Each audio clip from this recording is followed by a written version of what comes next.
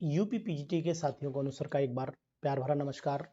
UP PGT की preparation कर रहे, चाहे वो अब बिहार की प्रिपरेशन कर रहे हों या फिर DSSB की प्रिपरेशन कर रहे हो, सभी छात्रों को एक बार मैं शुभकामनाएं देता हूं, बधाई देता हूं इस बात की कि आप लोग प्रिपरेशन के लिए पूरी तरीके से तैयार हैं। तो यानी कि अगर मैं बात कर लेता हूं यहाँ पर यूपी पीजीटी एग्जामिनेशन हो, चाहे यूपी पीजीटी का एग्जामिनेशन हो और फिर चाहे DSSB का एग्जामिनेशन हो, इनके सभी के फॉर्म आप लोगों ने ऑलरेडी भर रखे हैं।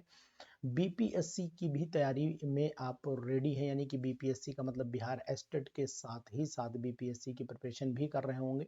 तो मैं उम्मीद करता हूं कि बिहार एस्टेट BSTET एग्जामिनेशन की आप तैयारी कर रहे होंगे और चाहते हैं कि इसके साथ में बीपीएससी निकाल दूं। इस उम्मीद के साथ में अगर लगे हुए हैं तो ये चैप्टर जो मैंने कंटिन्यू कराया था, जो लोग भी इस वीडियो को लगातार देखते रहेंगे, ये आपको दिख रहा है ना, प्रॉपर नोट्स आप बनाते रहेंगे। और जो आपको मैंने बताया था कि केमिकल बॉन्डिंग जो टॉपिक है ना, केमिकल बॉन्डिंग को मैं कंसीडर कर रहा था, बताया था आपको कौन कौन सा बॉन्ड हम लोग कंसीडर करेंगे।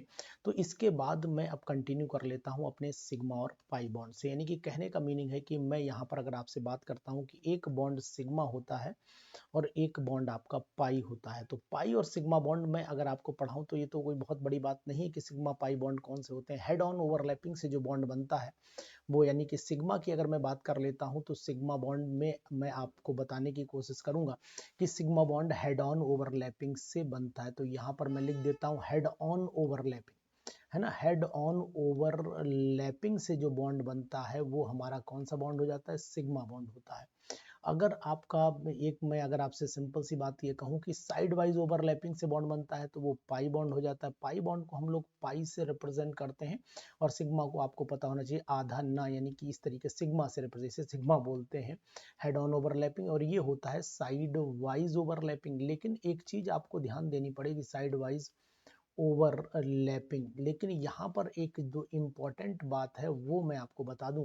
वो क्या है, देखिए जब हम लोग हेड ऑन ओवरलैपिंग करते हैं तो ये एक चीज यहाँ पर नोट करने वाली जो ये है सिग्मा बॉन्ड में मैं बताने की कोशिश कर रहा हूँ कि सिग्मा बॉन्ड जब बनेगा तो हेड ऑन ओवरलैपिंग होगी तो यूं होगी ना, ये हेड ऑन ओवरलैपिंग हुई अलोंग द इंटरन्यूक्लियर एक्सेस, यानी कि ये ओवरलैपिंग ये कहलाती है हेड ऑन ओवरलैपिंग, हेड से हेड मिल रहा है ना। तो ये along the inter nuclear access, ये बात आपको ध्यान देनी चाहिए, along inter nuclear along inter nuclear access होती है, इस बात का ध्यान देना चाहिए आपको, पहली बात तो बताऊं। और ये जो ये वाली ओवरलैपिंग होती है, यानी आमने सामने से ऐसे करके आ रही है ऑर्बिटल, यूं करके टकरा रही है ना, हेड ऑन। जैसे अगर मैं अपने दोनों हाथ दिखाऊं तो ऐसे करके हेड ऑन। और अगर मैं बात कर लेता हूं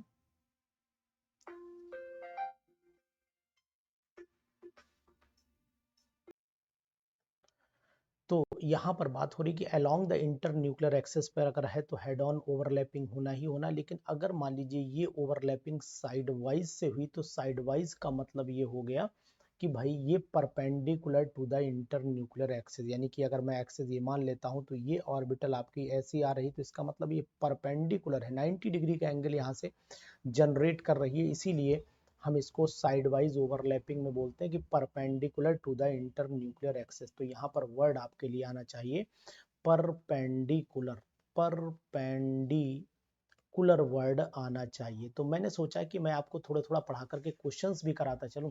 मेन मोटो आपका है कि मैक्सिमम क्वेश्चंस आपको अगर मिल जाते हैं तो मुझे लगता है कि आपको ज़्यादा बेनिफिट हो जाएगा। तो इसी सीरीज में आपको एक चीज़ और बताना चाहूँगा, मैंने कल आपको बताया था कि बहुत सारी चीज़ें ऐसी होती हैं जो हमें जाननी चाहिए।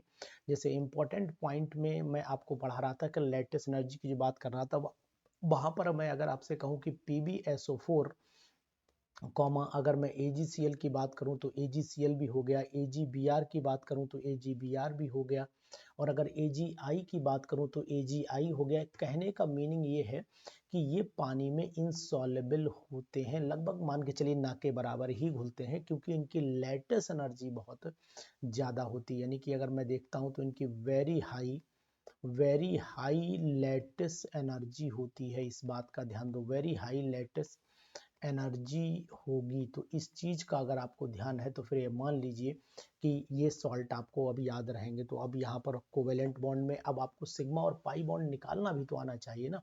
तो मैं आपसे ये कहूँगा कि सिग्मा और पाई बॉन्ड में सपोज कर लेते हैं कि यहाँ पर मैं देखना चाह रहा हूँ कि सिग्मा बॉन्ड, यानी हर सिंगल बॉन्ड जो होता है वो सिग्मा बॉन्ड होता है, सिंपल सी बात है। डबल बॉन्ड में चलिए तो आपको एक सिग्मा और एक पाई दिखाई देगा। ट्रिपल बॉन्ड में अगर आप चलते हैं तो एक आपको सिग्मा दिखाई देगा और दो पाई दिखाई देंगे, ऊपर नीचे पाई बीच में सिग्मा।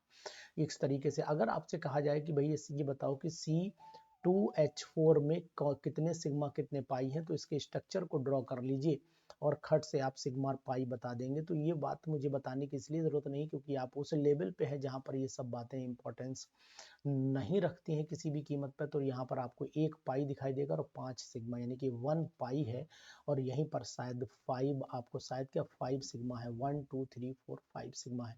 इसी तरीके से बहुत सारे मॉलिक्यूल हैं, जैसे कि मान ली बेंजीन है, बेंजीन में सिग्मा पाई अक्सर पीजीटीज के एग्जामिनेशन में पूछे गए हैं, तो बेंजीन में सिग्मा पाई ध्यान रखिएगा। कार्बन डाइऑक्साइड में भी सिग्मा पाई पूछे गए हैं, तो ये भी पीजीटीज के एग्जामिनेशन का क्वेश्चन है, इनमें भी आप सिग्मा और पाई ध्यान दीजिएगा। अगर आपको किसी भी तरीके के इसी टाइप के, जैसे कभी कभी मैंने नोटिस किया है कि इसमें भी पूछा गया है, जैसे एक मॉलिक्यूल दे दिया सिंपल सा CH3 CH double bond CH2 और CH सिंगल बॉन्ड CH3, पूछ लिया गया कार्बन नंबर सेकंड पर ही 1 2 3 4 डाल दिया, कार्बन नंबर सेकंड पर सिग्मा और पाई बॉन्ड बताई। ऐसे क्वेश्चंस पीजीटीज में लगभग आए हुए हैं और ये बहुत ही इजी क्वेश्चंस होते हैं, यानी ये सब पीजीटीज में आए हुए क्वेश्चंस हैं, PYQ हैं और ये इजी भी हैं, इनको करने में बहुत बड़ी दिक्कत आपको मेरे हिसाब से नहीं आनी चाहिए, तो कर लीजिएगा इनको। एक तो ये काम करना है आपको।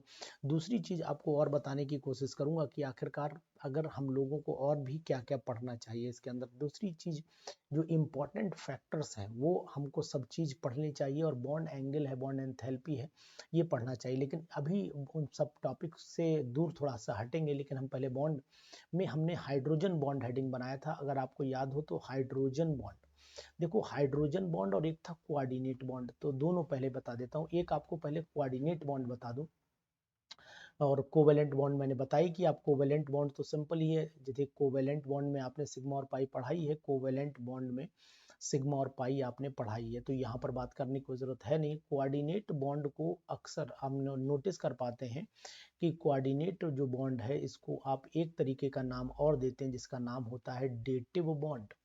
डेटिव बॉन्ड नाम होता है, और डेटिव बॉन्ड इसलिए रखा गया है क्योंकि एक्चुअल में डोनेशन से, यानी कि एक सिंपल अट्रैक्शन के बीच में आयनिक करेक्टर भी रख रहा है, इसलिए इसको डेटिव बॉन्ड भी गया। पूरा करेक्टर नहीं, फुल करेक्टर नहीं, पार्शियल करेक्टर है।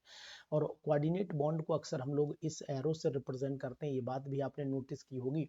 और साथ ही साथ अगर स्टैंडर्ड किताबों में देखोगे तो डायरेक्ट डबल बॉन्ड से भी रिप्रेजेंटेशन दिया गया, यानी कि अगर आप ये कहोगे सर स्ट्रक्चर H2SO4 का बनाइए, तो आपको कुछ किताबों में स्ट्रक्चर H2SO4 का भैया ऐसे मिल जाएगा, ये तरीका मिलेगा आपको। लेकिन अगर थोड़ा सा भी नोटिस कर पा रहे हो, करेक्टर को जान पा रहे होगे, तो फिर ये स्ट्रक्चर आपको ऐसे भी मिल सकता है, ध्यान दीजिए, ऐसे भी मिल सकता है। तो दोनों ही स्ट्रक्चर सही है, स्ट्रक्चर ये भी सही है आपका, स्ट्रक्चर ये भी राइट है और स्ट्रक्चर ये भी राइट है। ये एक कैटेगरी का कोऑर्डिनेट बॉन्ड ही है। तो जैसे कि अगर मैं किताबों में देख पाता हूँ तो HClO4 का स्ट्रक्चर अगर देखना है तो HCl, मान लीजिए HClO2 का स्ट्रक्चर देखना है तो HClO2 का स्ट्रक्चर ये भी दिखाते हैं, और HClO2 का स्ट्रक्चर आपका ये भी दिखाया जाता है। तो इस चीज़ को भी ध्यान दीजिए कि स्ट्रक्चर दोनों ही सही है, दोनों अपने तरीके से एक्सप्लेन किए गए हैं कोऑर्डिनेट बॉन्ड में। कोऑर्डिनेट बॉन्ड एक्चुअली में ये मीडियोकर बॉन्ड माना जाता है, ये बिटवीन द आयनिक और जैसे अगर मैं इसको बोलता हूँ कि कोऑर्डिनेट बॉन्ड को कहाँ ले जा करके मैं रखूँगा, तो कोऑर्डिनेट बॉन्ड जो होता है ये ऐसा बोल सकते हैं बॉर्डर लाइन है, ये बॉर्डर लाइन मान सकते हो आप, बॉर्डर लाइन मान सकते हो। और बॉर्डर लाइन किसका मानोगे, बॉर्डर लाइन आप मानोगे आयनिक और कोवेलेंट कंपाउंड का, दोनों का मिक्सचर है एक्चुअल में। आयनिक और कोवेलेंट कंपाउंड, कोवेलेंट दोनों कंपाउंड का ये मिक्सचर मान लिया जाता है, ये बात मानिए, दोनों के गुण इसके अंदर रहते हैं। तो ये चीज़ ध्यान दीजिएगा। जैसे कि मैंने नोट कर पा रहा हूँ कि जब भी एक चीज नोटिस करिएगा कि यहाँ पर सबसे इम्पोर्टेंट अगर बॉन्डिंग में क्वेश्चन बनता है तो फिर वो हाइड्रोजन बॉन्ड से भी खूब बनता है। तो यहाँ पर मैं नोट कर देता हूँ हाइड्रोजन, हाइड्रोजन बॉन्ड। अब हाइड्रोजन बॉन्ड एक्चुअल में है क्या, देखिए हाइड्रोजन बॉन्ड की डेफिनेशन अलग अलग तरीके से लोगों ने दी है, मैं आपको समझाने की कोशिश करता हूँ कि जैसे मान लीजिए ये HF है, मैं केवल डेफिनेशन बताऊंगा, बात बताऊंगा, बाकी पढ़ना आपको, क्वेश्चंस में ज़्यादा फोकस करूंगा। जैसे कि मान लीजिए मैंने HF यहाँ पर कंसीडर कर लिया, इसके बीच में हाइड्रोजन बॉन्ड बना दिया, फिर मैंने एक HF कंसीडर कर लिया डॉट डॉट डॉट, फिर मैंने एक इस तरीके से। तो अब मैं आपको बताने की यहाँ कोशिश कर रहा हूँ कि ये जो मिडिल बॉन्ड बना हुआ है इस तरीके से, ये जो बॉन्ड बना हुआ है इस तरीके से, जो ये बॉन्ड बना हुआ है, ये सब हाइड्रोजन बॉन्ड हैं, ये जितने भी हैं ये सब हाइड्रोजन बॉन्ड हैं। और हाइड्रोजन बॉन्ड का मतलब हुआ कि ये वो बॉन्ड होता है जो दो इलेक्ट्रोनेगेटिव, जैसे कि मान लो मैं आपसे अगर डेफिनेशन की बात करूं तो hydrogen bond is defined as the force of attraction between hydrogen atom of one molecule and electronegative atom of another molecule which is already bonded to the hydrogen through covalent bond। फिर से ध्यान दो, hydrogen bond is the force of attraction by which hydrogen atom of one molecule and electronegative atom, और electronegative atom में phone आता है, fluorine आता है, ऑक्सीजन आता है, नाइट्रोजन आता है, fluorine oxygen nitrogen which is already connected to the hydrogen through covalent bond. तो ये वाला जो बॉन्ड है ये आपका कोवेलेंट है, ये वाला जहां पर मैं स्टार बना के अगर दिखा रहा हूँ ये बॉन्ड आपका कौन सा है, कोवेलेंट बॉन्ड है। तो इनके बीच में जो बॉन्ड बनता है उसी को हम लोग हाइड्रोजन बॉन्ड बोलते हैं, जो हमने डॉटेड लाइन से रिप्रेजेंट किया। कुछ किताबें बताती है कि भाई 3 ही डॉट, ऐसी कोई कंडीशन है नहीं फिलहाल, मतलब ऐसे करके रिप्रेजेंटेशन करते हैं हाइड्रोजन बॉन्ड का। अब हाइड्रोजन बॉन्ड को अगर मैं कॉज देखना चाहता हूं तो कॉज में भी आपको पता है, जैसे मान लो ये HF है सिंपल सा, ये भी सिंपल सा HF है। तो अब अगर मैं इसको क्या कहूँ, यहाँ पर पार्शियल नेगेटिव लगा, यहाँ पर पार्शियल पॉजिटिव लगाता हूँ, पार्शियल नेगेटिव यहाँ, पार्शियल पॉजिटिव यहाँ लगाता हूँ, इनके बीच में डॉट डॉट लगाता हूँ, तो इसका मतलब है कि इसके अंदर जो पोलैरिटी है वो रिस्पॉन्सिबल है, पोलैरिटी रिस्पॉन्सिबल है कि इनके बीच में हाइड्रोजन बॉन्ड बने, अपोजिट अट्रैक्शन क्रिएट होता है। तो ये ध्यान देना, दोनों कितने कैटेगरी के होते हैं हाइड्रोजन, आप ये पता होना चाहिए भाई, एक तो हाइड्रोजन होना चाहिए, इलेक्ट्रोनेगेटिव एलिमेंट फ्लोरीन होना चाहिए, ऑक्सीजन होना चाहिए, नाइट्रोजन होना चाहिए, एलिमेंट होना चाहिए। और साथ ही साथ इसकी कैटेगरी अगर देखोगे तो दो कैटेगरी का है, एक है इंटर न्यूक्लियर हाइड्रोजन बॉन्ड, और आप एक इंट्रा होता है, एक इंट्रा मॉलिकुलर, एक इंटर मॉलिकुलर। तो एक इंटर मॉलिकुलर दे दिया, न्यूक्लियर हो गया था, इंटर मॉलिकुलर हाइड्रोजन बॉन्ड आप सकते हो, इंटर मॉलिकुलर हाइड्रोजन बॉन्ड हो गया। और अगर मैं दूसरे की बात करता हूँ तो दूसरा आपका यहाँ पर हो गया inter molecular bond, intra molecular hydrogen bond, इस तरीके से। तो इंटर का मतलब हो गया बिटवीन मॉलिक्यूल और वहाँ